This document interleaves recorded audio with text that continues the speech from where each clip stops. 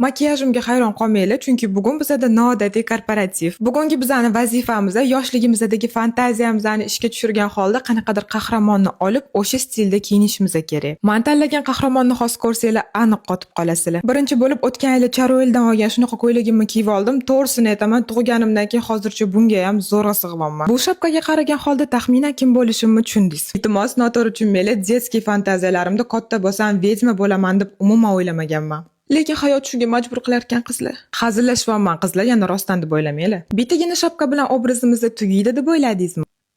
Bizada perchatka ham bor. Sizlardan iltimos, bu videoni yosh bola bilan ko'rmanglar. Bu qo'limni ko'rib aniq qo'rqib ketadi. Nimadir esimdan chiqdi.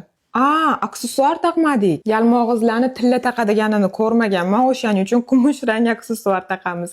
Tak, oyoq kiyimga menda ikki xil variant bor. Yoki bejvoy pol saposhka kiyishim kerak, yoki qora tufli kiyishim kerak. Lekin menimcha bejvoy pol saposhkam ko'ylagim bilan bitta bo'lib ketib qoladi, o'shaning uchun qora tufli kiyamiz. Aynan shu klatchi oldim va bugungi vedmichkamizdan Gadimet atirini hidi kelib turadi.